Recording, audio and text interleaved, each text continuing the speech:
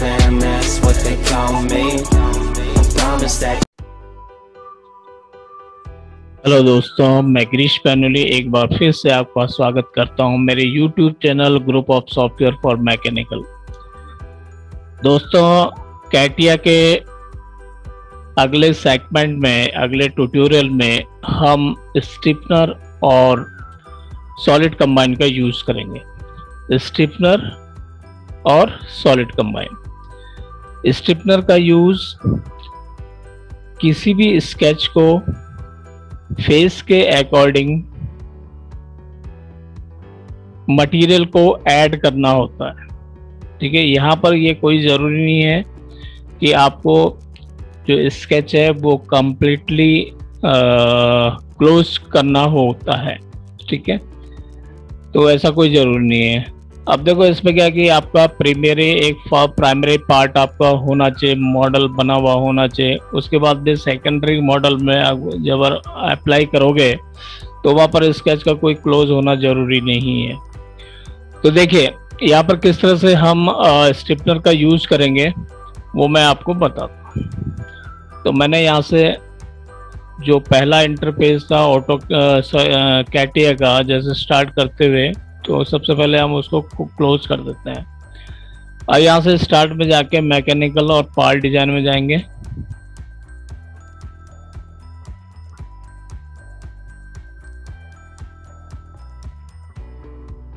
यहाँ से जो भी पार्ट का नाम है वो पार्ट का नाम आप यहाँ पर टाइप कर सकते हैं। ओके,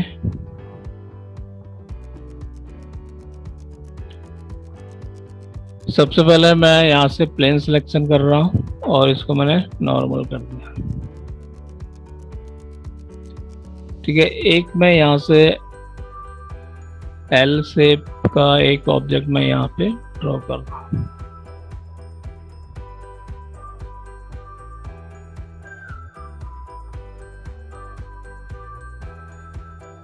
इस तरह से इसकी हम डायमेंशन दे देते हैं डबल क्लिक करके कांस्टेंट में। साइज चलो मैं 75,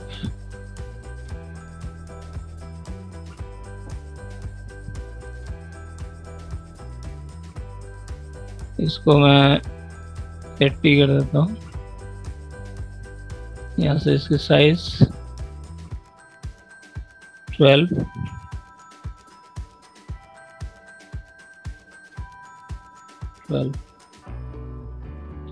एग्जिट, पैड,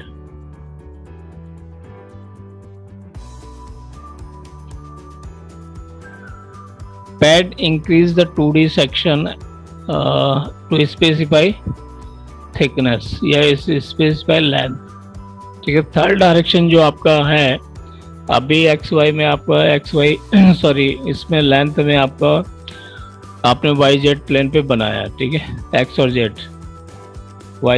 YZ प्लेन पे बनाया आपने। तो यहाँ से YZ प्लेन आपने सेलेक्ट किया और उसके बाद में इसकी डिस्टेंस आप यहाँ पर दे दिए 50 और इसको मिरर कर दें। ठीक है, ये प्लेन मैंने यहाँ पर दे दिया। अब देखो स्टिफनर के लिए मैं सपोज अगर सेंटर प्लेन में यहाँ से जो आपका ZX YZ प्लेन है इसी को ही मैं यहाँ से ले रहा हूँ और एक बार आप इसमें लाइन ड्रॉ कर लीजिए कि यहाँ से लेके यहाँ तक। ठीक है, इस लाइन का जो एंड पॉइंट है ना, इसको आपको कॉन्सेट करना है। तो कॉन्सेट करने के लिए आप यहाँ से क्लिक करेंगे, इस पॉइंट को सिलेक्ट कीजिए, एज को सिलेक्ट कीजिए। ठीक है, और राइट क्लिक करके इसको कॉन्सेट। सेम इसी तरह से आप इस पॉइंट को सिलेक्ट करेंगे, एज को सिलेक्ट करेंगे, राइट क्लिक और इसको कॉन्सेट करना। ठीक है, कॉन्सेट यानी मिला होना चाहिए। अब यहाँ पर मुझे इस लाइन को क्लोज नहीं करना है। ठीक है, केवल ओपन ही रहना है। डायमेंशन भी आप यहाँ से दे सकते हैं कि इस एज से इस पॉइंट तक की डिस्टेंस, ठीक है, कितनी होनी चाहिए, 50। इस एज से इस पॉइंट तक की डिस्टेंस, इसको मैंने 50 कर दिया। ठीक है, अब यहाँ से इसको एग्जिट कीजिए। एग्जिट करेंगे तो यहाँ से आपका, जैसे आप यहाँ पर क्लिक करोगे एरो पे, तो पहला ऑप्शन आता है स्टिपनर। ठीक है, स्टिपनर साइड से मेटल को क्लोज करेगा। दोनों तरफ आपके मटेरियल होना चाहिए, ऑब्जेक्ट में मटेरियल होना चाहिए। जब आपके साइड में मटेरियल को ऐड करेगा, साइड से मटेरियल को ऐड करेगा, तो यहाँ पे दो ऑप्शन आपके पास में, अगर आप स्टिपनर ऑन करते हैं तो दो ऑप्शन आपके पास में, फ्रॉम साइड दिया हुआ है और फ्रॉम टॉप दिया हुआ है। तो टॉप से अभी नहीं ले रहे हैं हम, फ्रॉम साइड ले रहे हैं। ठीक है, तो साइड में आपको मेटेरियल अप्लाई करना है। एरो की डायरेक्शन हमेशा, ये एरो की डायरेक्शन अगर आप इसको थोड़ा सा रोटेट करके देखें तो ये वाली एरो की डायरेक्शन हमेशा मटेरियल की तरफ होनी चाहिए, टुवर्ड्स द मटेरियल। रिवर्स नहीं करना आपको। अगर मैं रिवर्स डायरेक्शन करता हूँ तो ये आपको टोपोलॉजिकली ऑपरेटर्स इनवैलिड प्रोफाइल बता रहा है। ठीक है, क्योंकि इधर तो कोई आपके पास में ऑब्जेक्ट है ही नहीं, तो मेटेरियल कहाँ फिल करेगा। ठीक है, तो जिस तरफ मेटेरियल होगा उसी साइड में ये फिल करेगा। इसके बाद आप यहाँ पर थिकनेस दे सकते हैं कि 10 mm मैंने यहाँ पर थिकनेस दे दी। ठीक है, नेचुरल फाइबर सेलेक्ट रहता है। नेचुरल फाइबर का मतलब आपने जो भी थिकनेस यहाँ पर दी है दोनों साइड में इक्वल डिस्टेंस पे ये रहेगा। ठीक है, दोनों साइड में, यानी 5 इधर 5 इधर। ठीक है, और अगर मैं नेचुरल फाइबर को हटा देता हूँ तो यहाँ से रिवर्स डायरेक्शन, यानी ये तीसरा ऑप्शन है कि आपके पास में नेचुरल फाइबर तो सेंटर में करेगा। ठीक है, सेंटर में दोनों साइड उसकी थिकनेस को इक्वली डिवाइड कर देगा। लेकिन जब मैं इसको नेचुरल फाइबर हटा देता हूँ तो रिवर्स डायरेक्शन में एक साइड में, ठीक है, एक साइड में, यानी उस प्लेन पे, जिस प्लेन पे आपने वर्क किया था उसके एक साइड में यहाँ पर इसकी थिकनेस को लेगा। और यहीं पर अगर रिवर्स डायरेक्शन करेंगे तो दूसरी साइड में। ठीक है, और अगर नेचुरल फाइबर करते हैं तो सेंटर में। और इस तरह से आप लाइन के थ्रू, आर्क के थ्रू, स्प्लाइन के थ्रू आप बना सकते हैं। ठीक है, लेकिन इंपॉर्टेंट ये है कि दोनों एंड पॉइंट इसके फिक्स होने चाहिए। ये इस तरह से सपोर्ट का काम करता है। ठीक है, एक तरह से सपोर्ट का काम करता है। अब मैं यहां से एक प्लेन ड्रॉ कर रहा हूं। सपोज मुझे प्लेन इस फेस से, ठीक है, अपोजिट साइड में रिवर्स डायरेक्शन में, चलो 20 डिस्टेंस मैंने यहाँ पर दे दिया। 20 डिस्टेंस में मुझे, ठीक है, प्लेन देना। अब इस प्लेन को सिलेक्ट कीजिए और इसको स्केच पे जाइए।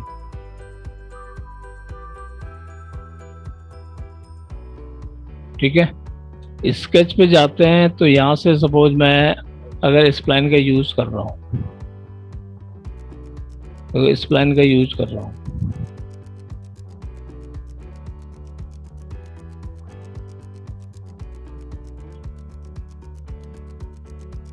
पहले आप इसको कॉन्सेंट कीजिए, इस एज को और इस पॉइंट को,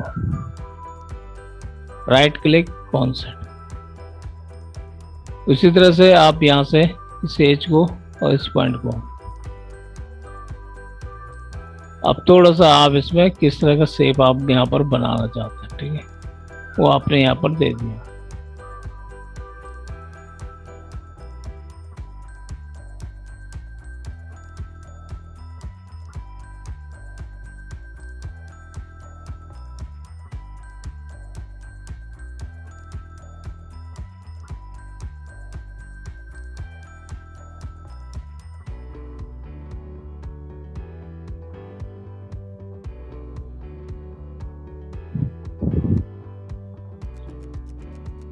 ऐसे, ठीक है। कौन साइड, दोनों तरफ के पॉइंट कौन साइड है, एग्जिट करेंगे। यहाँ से आप वापस स्ट्रिपनर का यूज करना है। ठीक है, अब देखो यहाँ पर मैंने 8 की विड्थ दे दी, 8 mm। ओके, इसी को अगर मुझे मिरर करना है तो यहाँ से आप मिरर का ऑप्शन, ये मिरर का टूल है, यहाँ पे मिरर टूल है, ठीक है। आप इस ऑब्जेक्ट को सेलेक्ट कर लीजिए। अब यहाँ से आपका जो मिररिंग एलिमेंट है, ठीक है, वो आपका स्टिपनर है।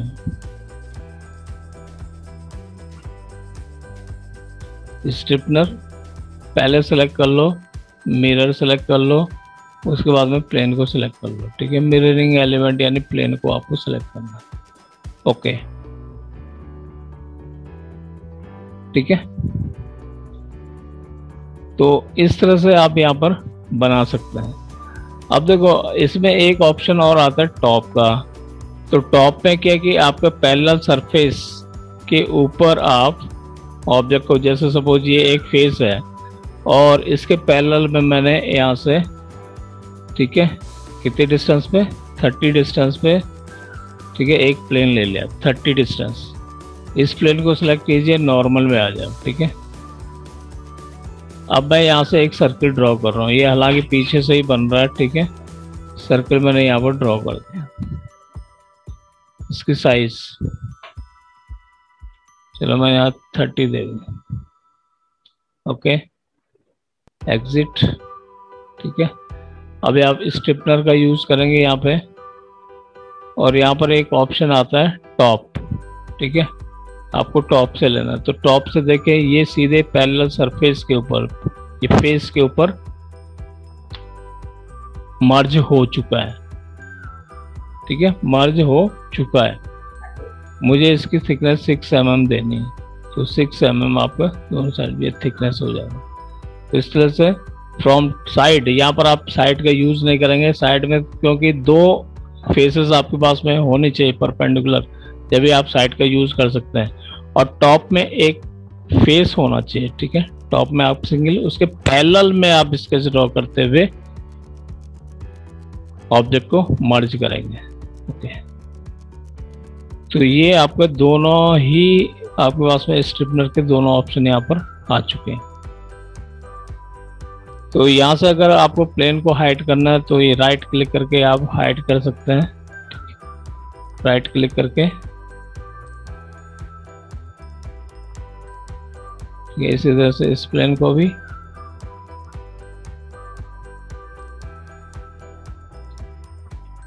और यहाँ पर हम इसको कलर देना चाहेंगे,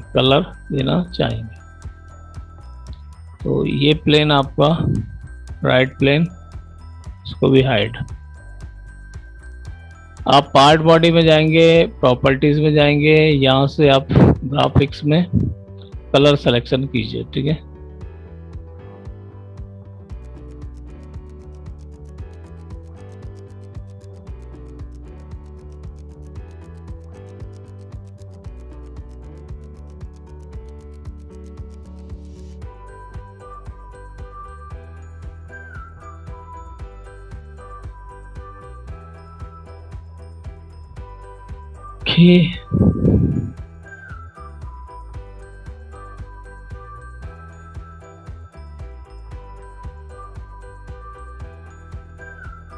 स्टिपनर, और मैं जस्ट इसको थोड़ा सा, हम क्या करेंगे यहाँ पे, इसकी इमेज ले लेते हैं, एक इमेज क्रिएट करते हैं।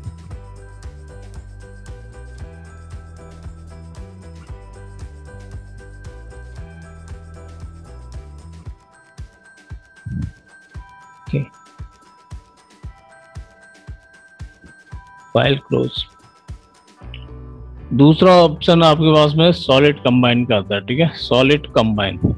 तो सॉलिड कंबाइन में दो परपेंडिकुलर प्लेन के ऊपर आप स्केच ड्रॉ करते हुए उसको कंबाइन करोगे। ठीक है, उसको 3D ऑब्जेक्ट बनाओगे इसमें। तो एक सिंपल सा ऑब्जेक्ट हमारे पास में, मतलब दो परपेंडिकुलर प्लेन के ऊपर हम स्केच ड्रॉ करेंगे। तो यहाँ पर स्टार्ट में मैकेनिकल, देन पार्ट डिजाइन में आप जाइए। तो मैं यहाँ से लिख देता सॉलिड कंबाइन, मैंने यहाँ पर लिख दिया पार्ट का ना, सॉलिड कंबाइन।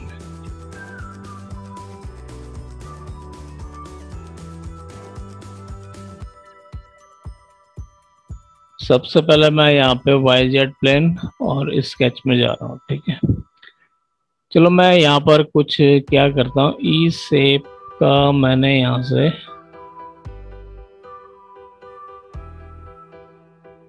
एक ऑब्जेक्ट बना लेते हैं।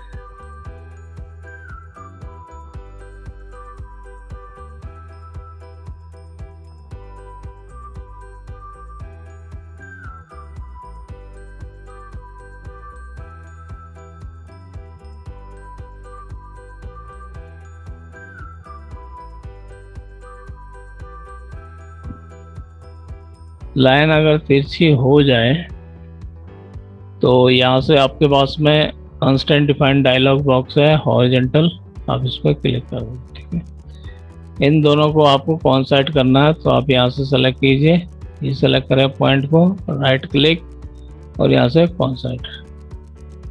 अब आपको डायमेंशन देनी है। ठीक है, तो डायमेंशन में मैंने यहाँ पर दे दिया इसको, चलो 70 कर देते हैं, 10 10 10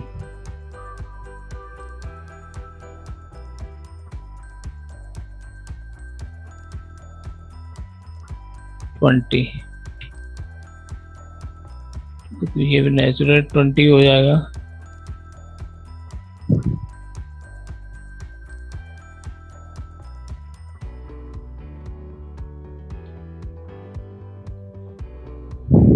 और एक इसकी डिस्टेंस 40 कर देते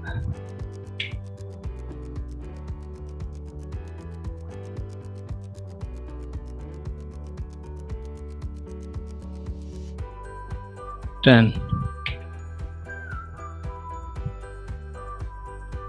इसको भी सेंटर में लेना तो आप यहाँ से सेंटर में ले सकते हैं।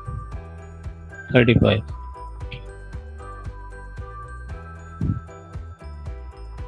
एग्जिट। अब इसके परपेंडिकुलर प्लेन के ऊपर यानी टॉप प्लेन के ऊपर, परपेंडिकुलर इसका टॉप है या फिर राइट प्लेन है।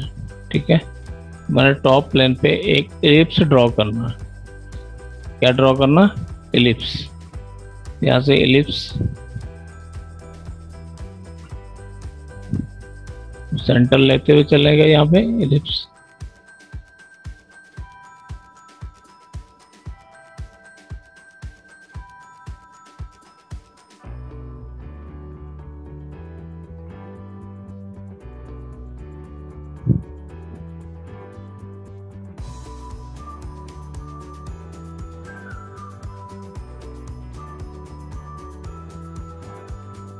थर्टी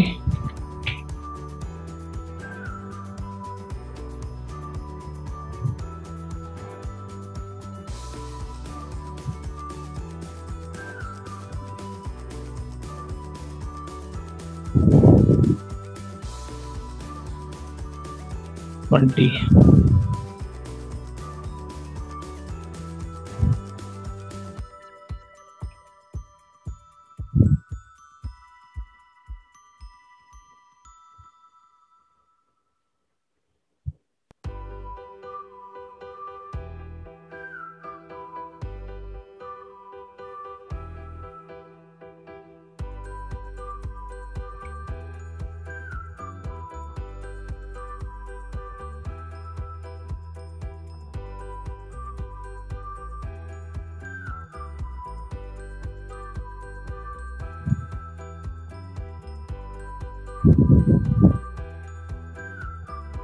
ठीक है, तो दो चीज़ें मैंने यहाँ पर दे दी। एग्जिट करेंगे और यहाँ से अब देखें,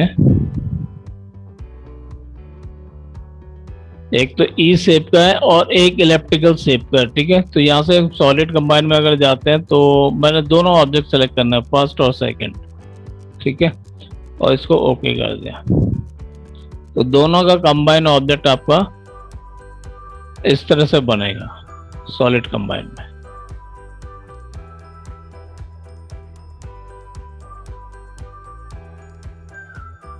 इसमें आप इलेक्ट्रिकल शेप, अगर आप यहाँ पर टॉप सिलेक्शन करते हैं, टॉप व्यू देखते हैं यहाँ से, ठीक है, तो टॉप व्यू में आपका ये इलेक्ट्रिकल शेप आ रहा है। ठीक है, टॉप में। और इसी तरह से अगर फ्रंट में देखते हो तो फ्रंट में ये शेप आएगा, ई टाइप का शेप। ठीक है, तो दोनों का कंबाइन यहाँ पर, ये चीजें दोनों की कंबाइन आपको बताए।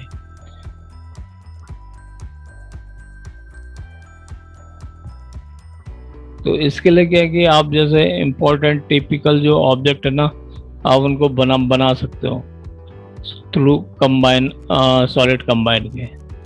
यहाँ पर मुझे फिलेट देना है सपोज। ठीक है, एज को सेलेक्ट किया, 3 mm फिलेट, इसको भी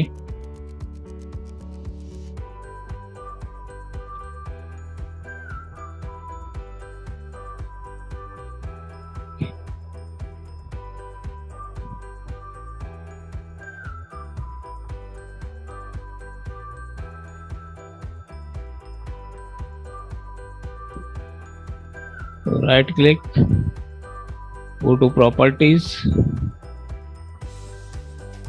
कलर सिलेक्शन, ग्राफिक्स नहीं, part body, properties, graphics, colour selection कर लो आप मोर कलर में जाके, ठीक है, दूसरे कलर को सिलेक्ट कर सकते हैं। ओके,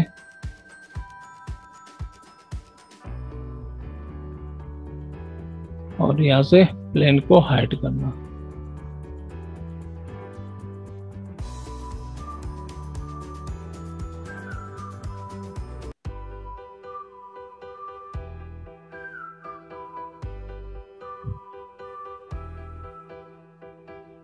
इसको भी हाइड कर दो।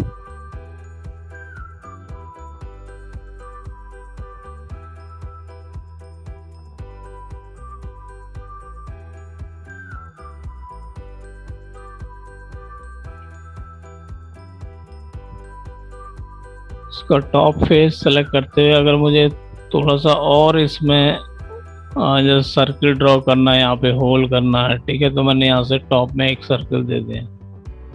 इसकी साइज हम दे देते हैं यहाँ पे ये 8, ठीक है, इसका डिस्टेंस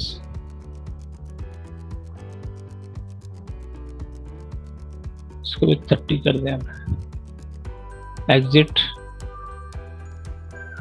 यहाँ से पॉकेट, और डायमेंशन नहीं देनी, इसको थ्रू ऑल कर दीजिए, last, up to last. Okay,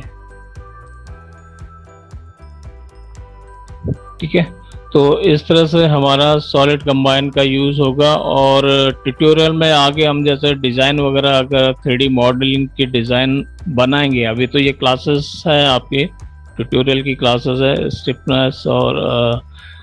स्टिपनर और सॉलिड कंबाइन का हमने किस तरह से यूज किया है, ठीक है। तो कुछ सेगमेंट आपके 3D मॉडल एक्सरसाइज के भी रहेंगे, ठीक है, तो उसमें आपके डिफरेंट टाइप के मॉडल आपको वहाँ पर मिलेंगे, ठीक है। तो अगर आपको ये मेरा कैटिया ट्यूटोरियल अगर अच्छे लगे हैं तो सब्सक्राइब करना ना भूलें, शेयर करें और बेल आइकन को प्रेस करना ना भूलिए अगले नोटिफिकेशन के लिए। Thank you.